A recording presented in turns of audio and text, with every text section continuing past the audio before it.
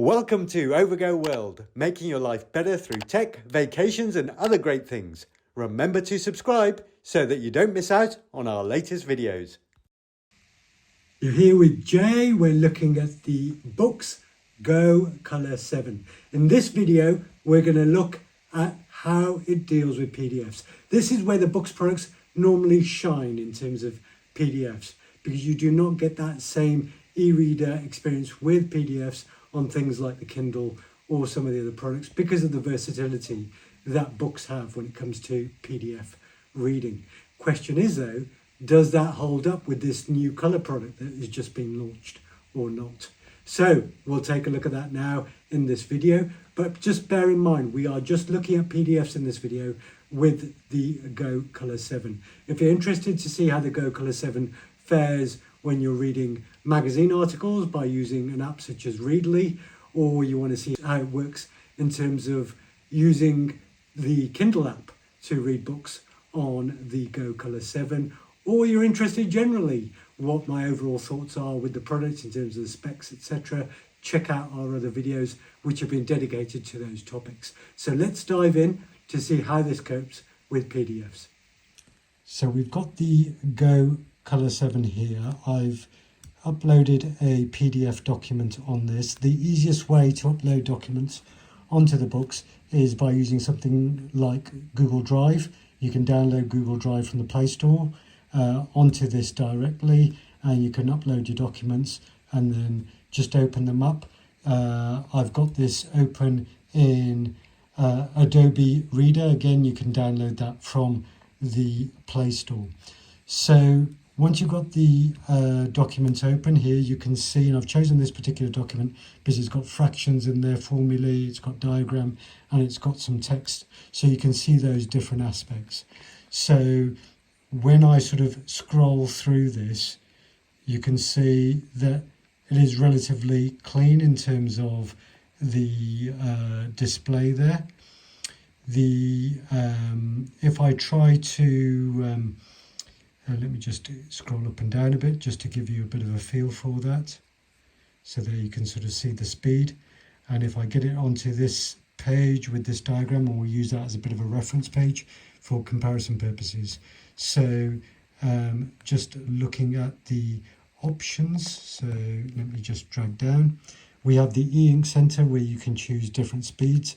I've got A2 there, so it's got different speeds for going through documents. If I choose normal, let me show you the difference.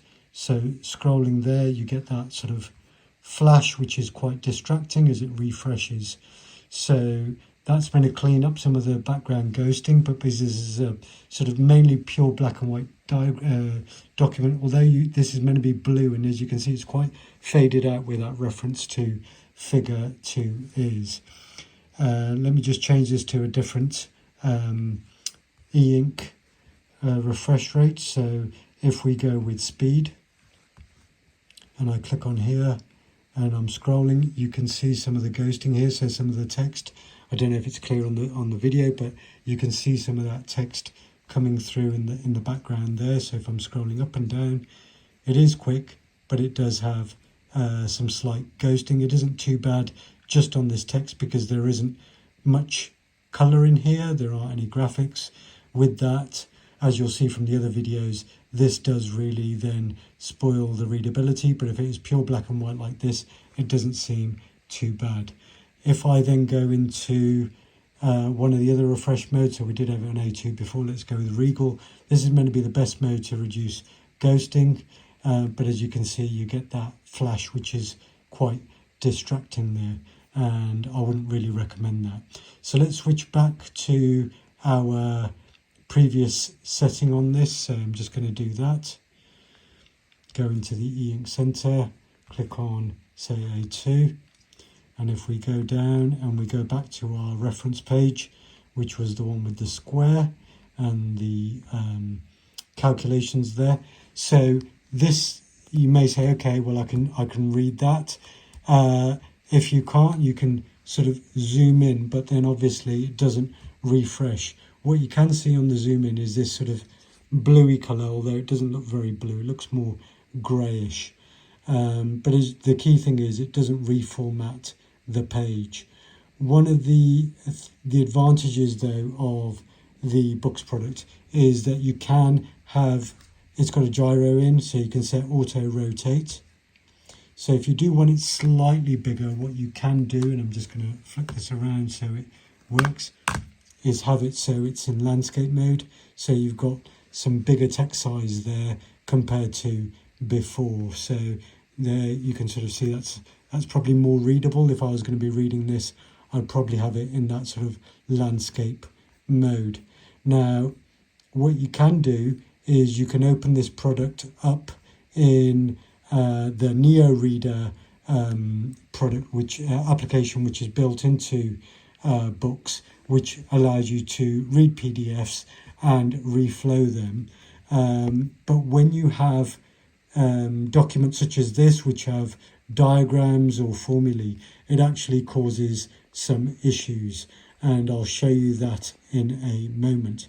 But what I want to do while we've still got this up, and I'm going to just take it back again, so we've got it on this display again, going back to our reference page there. I'm just going to show you how this compares to my Kindle Oasis from a couple of years ago, because remember this has just been released, the Go Color 7 in 2024, so it's a new product.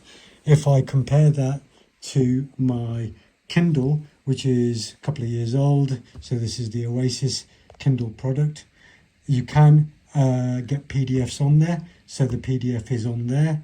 You can again sort of zoom in, and it suffers from the same issue like the BOOX, in terms of when you zoom in you can't see all the text, you have to move around.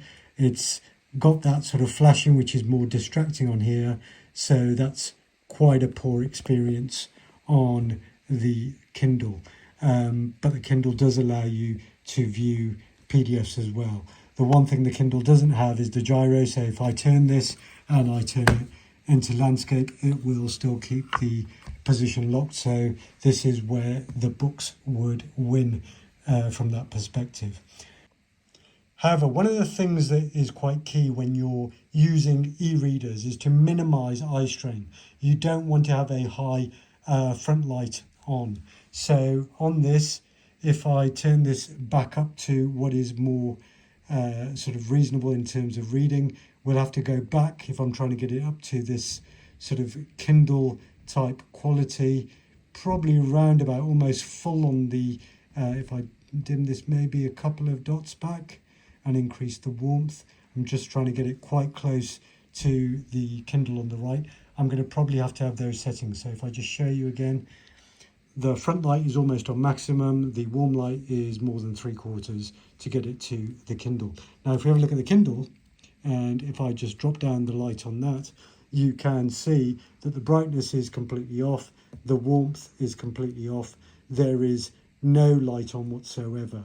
So this is a much better reading experience than the Go Color 7. I've tried it, I can read for hours on the Kindle with no light on. With this, after an hour or so, I'm feeling my eyes getting fatigued. So this is where the Kindle would win.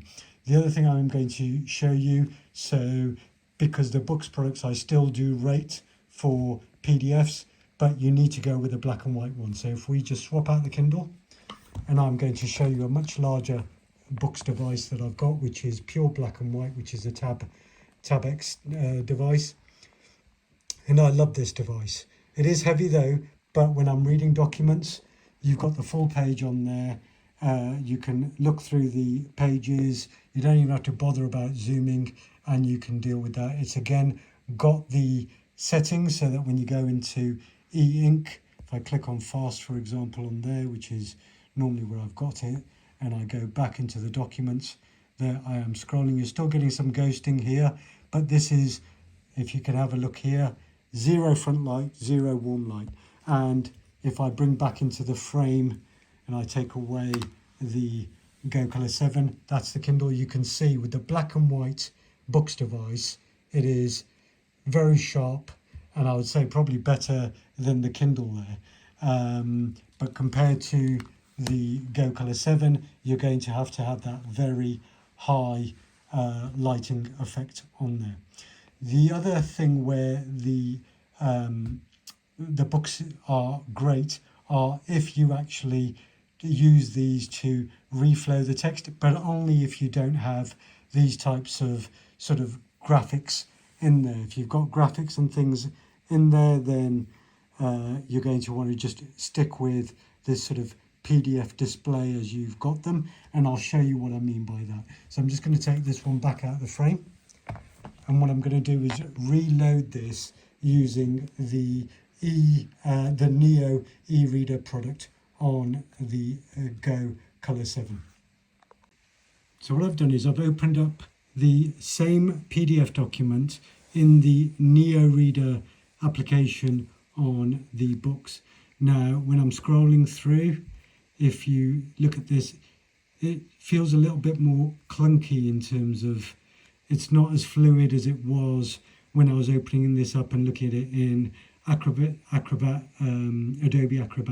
Reader. So I prefer the Acrobat Reader experience to the built-in Neo Reader. So if you are going to be viewing PDFs, I would recommend you download Adobe. You can download Adobe Acrobat Reader for free off the Play Store on the Books product. Much sort of better feel for that. However, the one thing that this does allow you to use, the Neo Reader application, is to reflow text, which you can't do in the Adobe application. Now, if I zoom into this, what you'll see is nothing really is happening.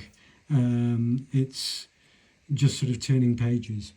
What I can do is bring out this, and I click onto this icon here, and if I click on text-based version and click on OK, what it will now do is it will now allow me, if I go in, to zoom in on the text, and it will reflow the text so I can see all this.